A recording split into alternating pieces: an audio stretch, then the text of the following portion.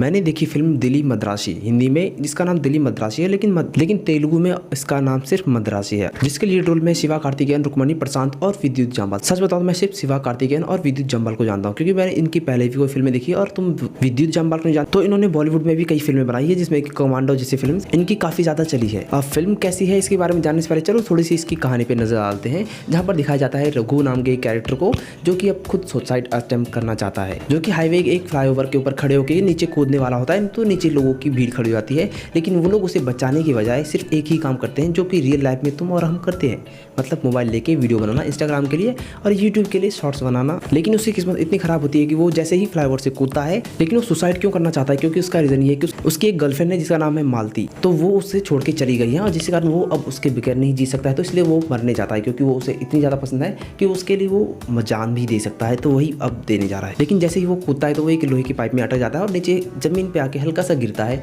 और जिसके कारण उसे एक पैर फ्रैक्चर हो जाता है और एक छोटा सा इंजरी वगैरह हो जाती है। लेकिन सामने ही वहीं पर एक एम्बुलेंस जा रहा होता है, तो लोगों के द्वारा उस एम्बुलेंस को रोका जाता है, जहाँ पर उसमें ऑलरेडी एक पेशेंट है और उसे फिर भी एक और बंदे को डाल दिया जाता है और इन दोनों को हॉस्पिटल पहुँचा दिया जाता है। लेकिन जब ये दोनों हॉस्पिटल पहुँचते हैं तो एक चीख रहा होता है, यानी जो कि सुसाइड कर रहा है रघु, वो चीख रहा होता है कि डॉक्टर मुझे बचाओ मत, मुझे मरने दो, और दूसरा बोलता है कि मुझे बचा लो। मतलब अब यहीं पर उसे मुलाकात होती है एक पुलिस वाले से, हाँ, जो कि सामने वाला है वो एक पुलिस वाला है, एक स्पेशल और सीक्रेट मिशन पे है, जहाँ पर वो एक कुछ लोगों के बारे में, जो कि तमिलनाडु में गन सप्लाई करने वाले हैं, मतलब कि तमिलनाडु में गन कल्चर लाना चाहते हैं, जिनमें एक का नाम है विराट और दूसरे का नाम है चिराग। ये दोनों मिलके तमिलनाडु में गन कल्चर लाना चाहता है और इनको पकड़ने के लिए पुलिस वाला एक सीक्रेट मिशन पे है।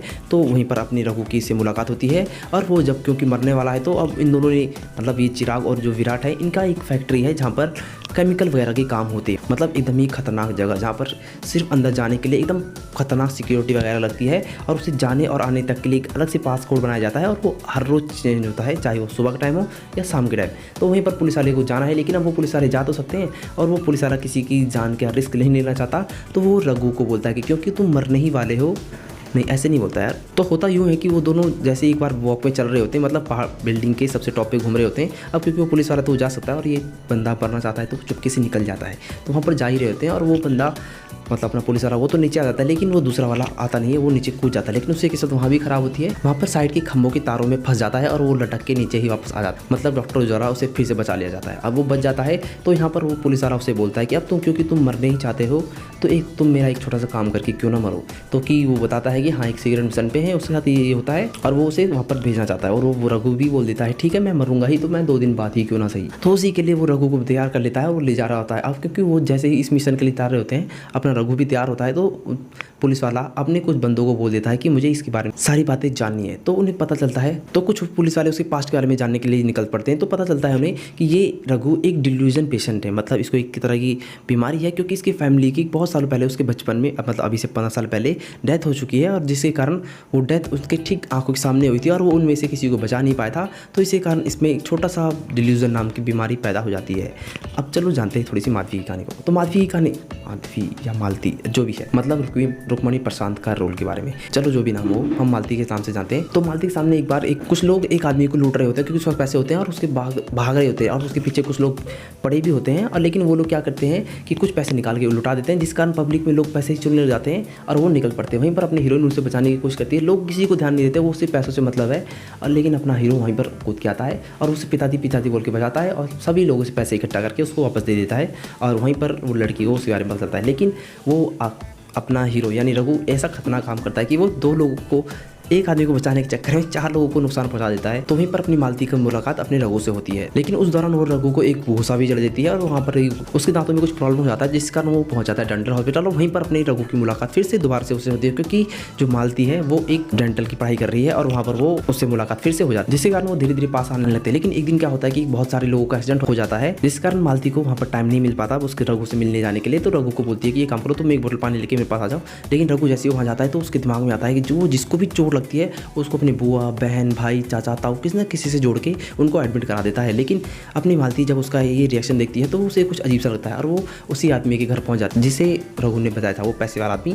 तो वहाँ पर जाके वो जब पता करती है कि तुम्हारे बेटे का ये सीन है, तो वो बोलते हैं कि मेरा कोई बेटा है ही नहीं, कि मेरी सिर्फ एक बेटी है। वो आदमी पता नहीं कौन था जिसने मेरी हेल्प की, तो मुझे कोई दिक्कत नहीं थी। तो वहीं से अपनी मालती को अपने हीरो से हो जाता है प्यार और वहीं पर चलती है इनकी कहानी। तो अपने रघु को भेजा जाता है उसी फैक्ट्री में सीक्रेट मिशन के थ्रू, मतलब पुलिस वालों के माध्यम से, और वहाँ पर अंदर की जानकारी निकालेंगे। लेकिन अपना रघु रात को वहीं रुक जाता है और सभी लोग बाहर आ जाते हैं।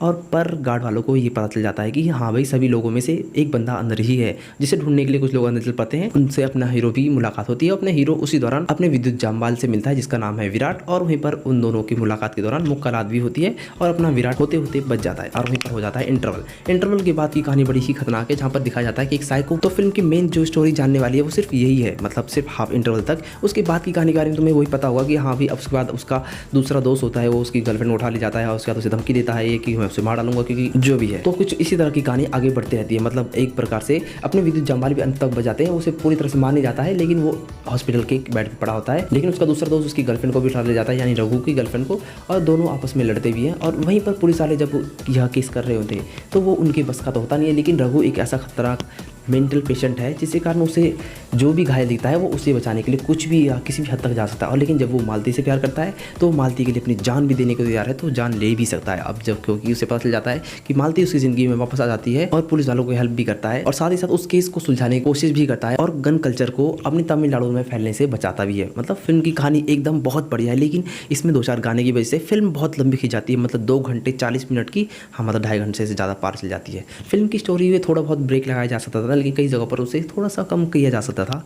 बाकी फिल्म की कहानी काफ़ी बढ़िया है। तुम्हें एक मेंटल पेशेंट की बात बताऊं तो एक बागी 4 भी कुछ इसी तरह की फिल्म है। उसमें भी उसे एक इल्यूजन होता है जहां पर वो एक लड़की को देखता है और यहाँ पर इसे इल्यूजन है, पर उसमें भी कहानी वो झूठ थी, लेकिन यहाँ कहानी सच है।